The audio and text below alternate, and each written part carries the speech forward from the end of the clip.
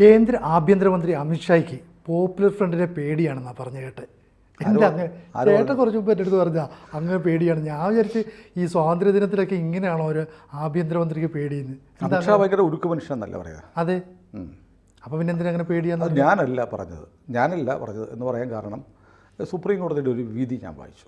ജസ്റ്റിസുമാരായ Abhay S Oka, Augustine George Masih രണ്ടുപേരുടെ ഒരു ജാമ്യ ഹർജിയിലെ വിധി കഴിഞ്ഞ ദിവസം ഉണ്ടായി. ബീഹാറിലെ സംഭവമാണ്. ബീഹാറിലെ ഒരു പഴയ പോലീസുകാരൻ, അയാളുടെ പേര് ജലാലുദ്ദീൻ ഷാ എന്നാണ്. ഇയാൾ ഒരു കേസിലെ പ്രതിയായി. വെറും കേസിലെ പ്രതിയല്ല, തീവ്രവാദ കേസിലെ പ്രതി. UAPA ചുമത്തി 2 വർഷമായി ജയിലിലാണ്. 2022 ജൂലൈ മാസം മുതൽ ജയിലിലാണ്. കേസെന്ന് പറയുന്നത് വളരെ നിസ്സാര കേസാണ്. ബീഹാറിൽ പ്രധാനമന്ത്രി നരേന്ദ്രമോദി സന്ദർശനത്തിനെത്തുമ്പോൾ മോദിയെ കൊല്ലണം. നിസ്സാര കേസിൽ പ്രതിയാണ്.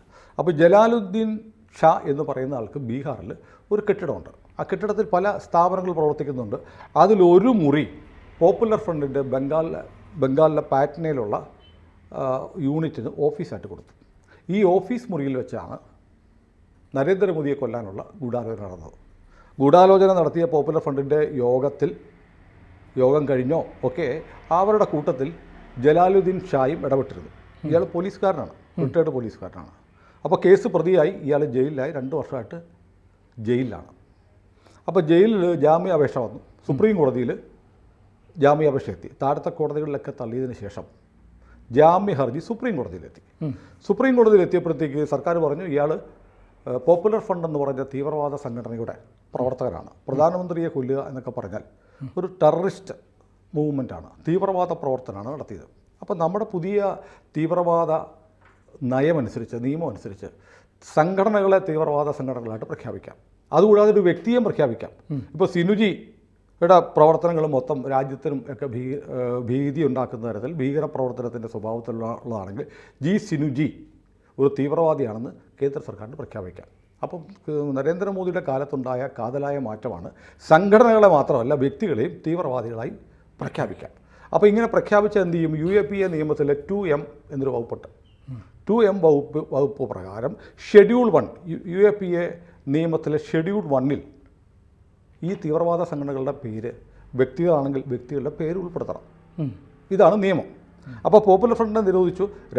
കേരളത്തിൽ പ്രത്യേകിച്ച് രാജ്യത്തിൻ്റെ പല ഭാഗത്തും ഉൾപ്പെടെ തീവ്രവാദ പ്രവർത്തനം നടത്തിയതിൻ്റെ ഒരുപാട് കേസുകൾ, നമ്മുടെ അഭിമന്യു കൊലക്കേസ്, രഞ്ജിത്ത് ശ്രീനിവാസൻ കൊലക്കേസ് ഉൾപ്പെടെയുള്ള കേസുകളൊക്കെ റഫർ ചെയ്ത് കാലങ്ങളായി ഇവർ നടത്തിയിരിക്കുന്ന പ്രവർത്തനം തീവ്രവാദ സംഘടനകളുടെ സ്വഭാവത്തിലുള്ളതാണെന്ന് കണ്ടിട്ടാണ് പോപ്പുലർ ഫ്രണ്ടിനെ നിരോധിച്ച് രായ്ക്ക് രായമാനം CRPF വന്ന് ഇന്ത്യയിലുടനീളം കേരളത്തിൽ നിന്ന് പ്രത്യേകിച്ചും ആളുകളെ പൊക്കിയെടുത്ത് എവിടെയാണെന്നറിയാത്ത ജയിലുകളിട്ടിരിക്കുന്നത്. ഇപ്പോൾ 2047 ഇസ്ലാമിക രാജ്യം ഉണ്ടാക്കാൻ സ്വപ്നം കണ്ട് നടന്നവരൊക്കെ ഇപ്പോൾ ജയിലിലാണ്.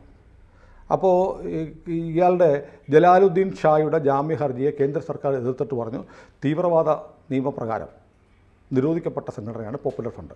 പോപ്പുലർ ഫ്രണ്ടുകാരാണ് പ്രധാനമന്ത്രി നരേന്ദ്രമോദിയെ കൊല്ലാൻ ബീഹാർ സന്ദർശനത്തിനിടയ്ക്ക് ഗൂഢാലോചന നടത്തിയത്.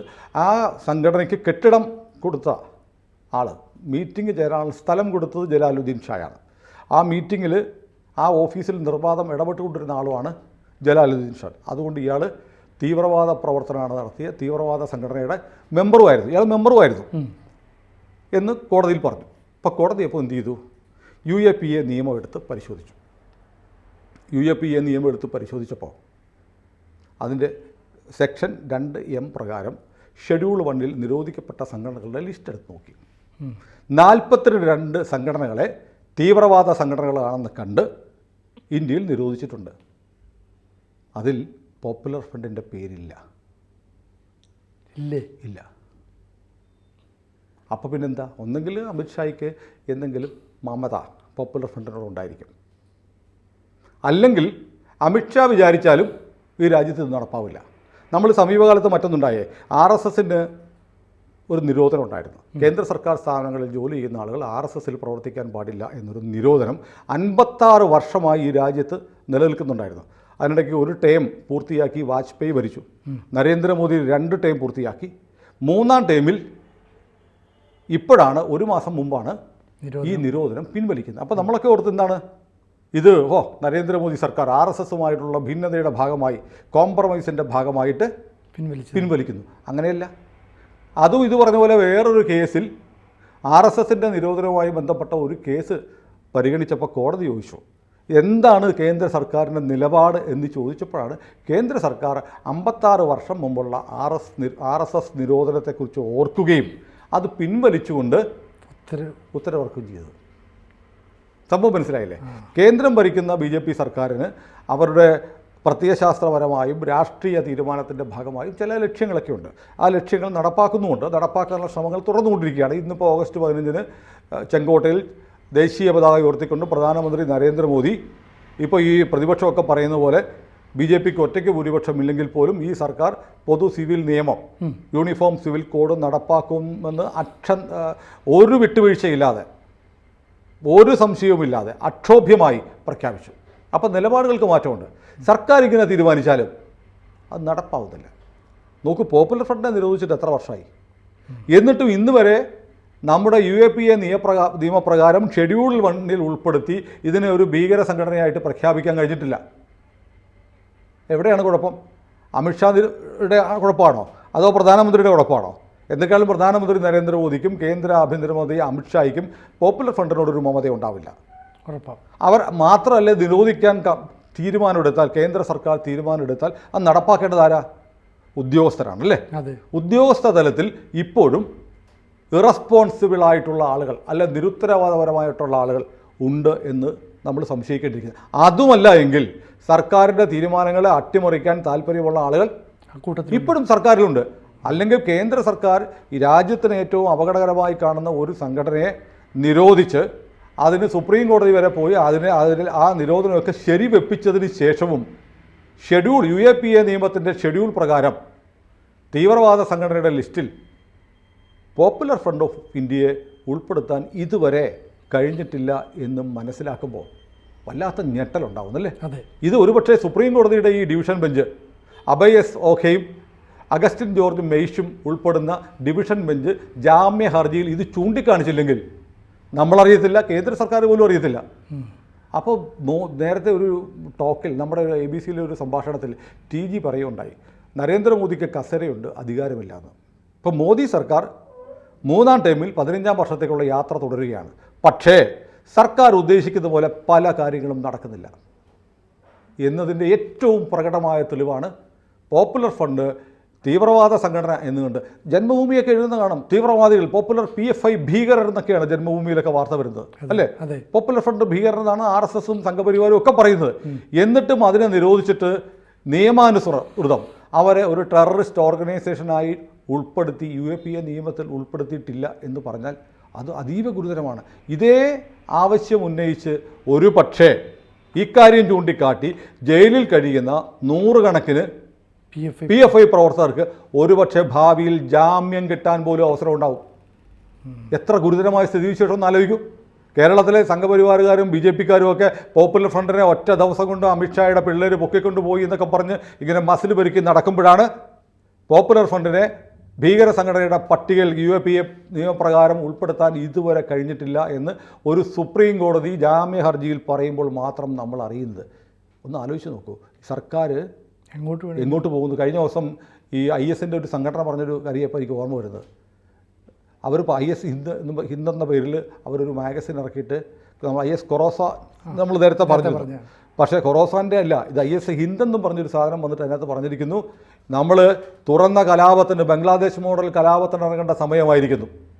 സർക്കാർ മെഷീനറിയിൽ നമ്മുടെ ആളുകളുണ്ട്, അവരെയൊക്കെ ആക്ടിവേറ്റ് ചെയ്ത് നരേന്ദ്രമോദിയെ കൊല്ലണം, യോഗി ആദിത്യനാഥിനെ കൊല്ലണം, ഹിന്ദുക്കളെ മുഴുവൻ കൊല്ലണം, നമ്മുടെ വീടുകളിൽ നിന്ന് ചപ്പുചവറുകൾ അടിച്ച് കളയുന്നത് പോലെ ഇന്ത്യയിലെ ഹിന്ദുക്കളെ മുഴുവൻ ഉന്മൂലനം ചെയ്യണം എന്ന് പറഞ്ഞാണ് അവരുടെ ലേഖനം വന്നത്. അതിലവർ പറയുന്ന, ഞാൻ ആദ്യം പറഞ്ഞ വാചകമുണ്ടല്ലോ, സർക്കാർ സംവിധാനങ്ങളിലാകെ നമ്മുടെ ആളുകളുണ്ട് എന്ന് പറഞ്ഞത് ശരിവെക്കുകയല്ലേ? അതെ. അപ്പോൾ നമ്മൾ വളരെ കാര്യമായി ആലോചിക്കണം. ഞാൻ കഴിഞ്ഞ ദിവസം ഈ RSSൻ്റെ പ്രജ്ഞാപ്രവാഹം എന്ന് പറഞ്ഞൊരു സംഘടനയുണ്ട്. അതിൻ്റെ ഈ വൈജ്ഞാനിക ബൗദ്ധിക സംഘടനയാണ്. അതിൻ്റെ ചുമതലയുള്ളത് JN നന്ദകുമാർ ആണ്. അദ്ദേഹം നമ്മുടെ ടോക്കിൽ ഒരു ദിവസം നമ്മുടെ അതിഥിയായി വന്നിരുന്നത്. അദ്ദേഹത്തിൻ്റെ ഒരു പ്രസംഗം ഭാരതീയ വിചാര കേന്ദ്രത്തിൻ്റെ സംസ്ഥാന ക്യാമ്പിൽ കേൾക്കുകയുണ്ടായി. അതായത് നമ്മൾ നോക്കും, നമുക്ക് അനുകൂലമായ കാലാവസ്ഥയൊക്കെയാണ് എന്ന് പറഞ്ഞ് നമ്മളിങ്ങനെ സന്തോഷിച്ചിരിക്കും. പക്ഷേ അതിൽ നമ്മൾ അഭിരമിച്ചാൽ അപകടം സ്വാഭാവികമായി ഉണ്ടാകും. അപ്പോൾ നമ്മൾ 10 വർഷം ഒരു സർക്കാർ പൂർത്തിയാക്കി 15ാം വർഷത്തിലേക്കുള്ള യാത്ര തുടരുകയാണ്. എല്ലാം സുരക്ഷിതമാണെന്ന് കരുതിയിരിക്കുമ്പോൾ ഇത്തരം വീഴ്ചകൾ ഉണ്ടാവുകയാണ്. ഒരു പക്ഷേ ഈ പോപ്പുലർ ഫ്രണ്ട് ഒരു ഭീകരവാദ സംഘടനയായി ഇതുവരെ ലിസ്റ്റ് ചെയ്യപ്പെട്ടിട്ടില്ല എന്ന ഈ സുപ്രീം കോടതിയുടെ വിധി ചൂണ്ടിക്കാട്ടി പോപ്പുലർ ഫ്രണ്ടിന് ഭീകരവാദ പ്രവർത്തനത്തിൽ ഏർപ്പെട്ടു എന്ന് കാട്ടി അറസ്റ്റിൽ ആയിരിക്കുന്ന ആളുകൾക്ക് ഭാവിയിൽ ജാമ്യം കിട്ടിയാൽ എന്ത് ചെയ്യും? വളരെ വളരെ ഗുരുതരമായ ചോദ്യമാണ്. അപ്പോൾ ഈ കേസിൽ മറ്റൊന്നുകൂടെ കോടതി പറഞ്ഞു, ബെയിൽ എന്ന് പറഞ്ഞാൽ ജാമ്യം കിട്ടുക എന്ന് പറഞ്ഞത് ഒരു ആളുടെ മൗലികാവകാശത്തിൻ്റെ ഭാഗമാണ്. ജാമ്യം കിട്ടണം. അപ്പോൾ ജയിലൊരു എക്സെപ്ഷനാണ്, ബെയിലാണ് rule. Bail is rule, jail is exception. V. കൃഷ്ണയുടെ ഒരു പ്രയോഗമാണ്. അത് ഈ കോടതി ഈ വിധിയിലൂടെ എടുത്തു പറഞ്ഞു ഈ ജലാലുദ്ദീൻ ഷായ്ക്ക് ജാമ്യം കൊടുത്തിട്ട് കോടതി പറഞ്ഞു ഒരാൾ അണ്ടർ ട്രയലാണ്, ഇയാൾ വിചാരണ തടവുകാരനാണ്, വിചാരണ ഇതുവരെ ആയിട്ടില്ല. അതുകൊണ്ട് ഇയാളെ എന്തുകൊണ്ട് ജയിലിൽ ഇടണം എന്നല്ല, എങ്ങനെ ജയിലിൽ നിന്ന് വിട്ടയക്കാം, അതിനുള്ള സാധ്യതകളാണ് ഒരു കോടതി പരിശോധിക്കേണ്ടതെന്ന് പറഞ്ഞു ഈ ഡിവിഷൻ ബെഞ്ചിൻ്റെ ഉത്തരവ് പറഞ്ഞിട്ടുണ്ട്. അതായത് അത് വെച്ചിട്ട് വേണമെങ്കിൽ എല്ലാ PFI പ്രവർത്തകർക്കും എല്ലാ തീവ്രവാദ കേസുകളിലെ പ്രതികൾക്കും വേണം കോടതിയെ സമീപിക്കാം ജാമ്യത്തിന് വേണ്ടി. പക്ഷേ അത് എനിക്ക് തോന്നുന്നു ആ സുപ്രീം കോടതി വിധി ഒരു അന്തിമ വിധിയായിട്ട് കണക്കാക്കാൻ പറ്റില്ല. കാരണം കഴിഞ്ഞ ഫെബ്രുവരി 9 മറ്റൊരു കേസിൽ മറ്റൊരു ഡിവിഷൻ ബെഞ്ച് പറഞ്ഞു ജാമ്യം അങ്ങനെ അവകാശമൊന്നുമില്ല. തീവ്രവാദ കേസുകളിലൊക്കെ ആണെങ്കിൽ UAPA കേസൊക്കെ ചുമത്തിയാൽ അങ്ങനെയൊന്നും ജാമ്യം കൊടുക്കണ്ട എന്ന് 6 മാസം മുമ്പ് വേറൊരു സുപ്രീം കോടതിയുടെ വിധിയിലുണ്ട്, ഒരു ഡിവിഷൻ ബെഞ്ചിൻ്റെ ഉത്തരവുണ്ട്. അപ്പോൾ ഇത് 2 വിധികളുള്ളതുകൊണ്ട് ഈ പറഞ്ഞതുപോലെ ഈ വിധി ആത്യന്തികമായി ഇതാണ് പുതിയതെന്ന് പറയാൻ പറ്റും. 2 ഡിവിഷൻ ബെഞ്ചുകളാണ്, 2 ജഡ്ജിമാരുള്ള ബെഞ്ചാണ്. അതുകൊണ്ട് ഈ കാര്യത്തിൽ ഒരുപക്ഷെ വേണ്ടി വന്നാൽ ഒരു ലാർജർ ബെഞ്ചിൻ്റെ 2ൽ കൂടുതൽ അംഗങ്ങളുള്ള ഒരു ബെഞ്ചിൻ്റെ വിധി വന്നാൽ അതായിരിക്കും അന്തിമം. ഏതായാലും ഇത് വളരെ ഞെട്ടിപ്പിക്കുന്നൊരു വാർത്തയാണ് നമ്മളിപ്പോൾ ഷെയർ ചെയ്യുന്ന. പോപ്പുലർ ഫ്രണ്ടിനെ നിരോധിച്ചു കഴിഞ്ഞെങ്കിലും തീവ്രവാദ സംഘടനകളുടെ ലിസ്റ്റിൽ പോപ്പുലർ ഫ്രണ്ട് ഇല്ല. അപ്പോൾ ഇനി അവരെ ഭീകര സംഘടന എന്നൊക്കെ വിളിക്കാമോ എന്നത് ആലോചിക്കണം. കേന്ദ്ര സർക്കാരിൻ്റെ ശ്രദ്ധയിൽ എന്തായാലും സുപ്രീം കോടതി വിധി കേന്ദ്ര ലോ ഡിപ്പാർട്ട്മെൻറ്റിലേക്ക് എത്തും, ആഭ്യന്തര വകുപ്പിലേക്ക് എത്തും. ഇനിയെങ്കിലും ഷെഡ്യൂൾ 1ലുള്ള 42 സംഘടനകൾക്ക് പുറമെ 43ാമത് പോപ്പുലർ ഫ്രണ്ടിനെ ഉൾപ്പെടുത്താൻ കേന്ദ്ര ആഭ്യന്തര മന്ത്രാലയം തയ്യാറാകുമെന്ന് നമുക്ക് പ്രതീക്ഷിക്കല്ല, പ്രാർത്ഥിക്കാം. ഞാൻ പ്രാർത്ഥിക്കാനേ ഉള്ളൂ. പ്രതീക്ഷ, കാരണം ഇത് ഇത്രയും വലിയ വീഴ്ച കേന്ദ്ര ആഭ്യന്തര വകുപ്പിൻ്റെ ഭാഗത്തു നിന്നുണ്ടായി എന്ന് പറഞ്ഞാൽ അവിശ്വസനീയമാണ്. അപ്പോൾ സർക്കാരിൻ്റെ തലപ്പത്ത് ആഭ്യന്തരമന്ത്രിയും പ്രധാനമന്ത്രിയും ഒക്കെ വളരെ ശക്തരായ ആളുകൾ, വളരെ വലിയ വിഷനുള്ള, രാജ്യത്തിൻ്റെ ഭാവിയെ കരുതി വലിയ ജാഗ്രതയുള്ള ആളുകൾ ഇരുന്നാലും ഉദ്യോഗസ്ഥ തലത്തിൽ ഇത്തരം അട്ടിമറികൾ നടക്കുന്നുണ്ട് എന്നതിൻ്റെ ക്ലാസിക് ഉദാഹരണമാണ് ജലാലുദ്ദീൻ ഷായുടെ കേസ്. കൂടുതൽ വാർത്തകളും വിശേഷങ്ങളും നിങ്ങളിലേക്ക് എത്താൻ ABC മലയാളം സബ്സ്ക്രൈബ് ചെയ്യുക, ബെൽ ബട്ടണും അമർത്തുക.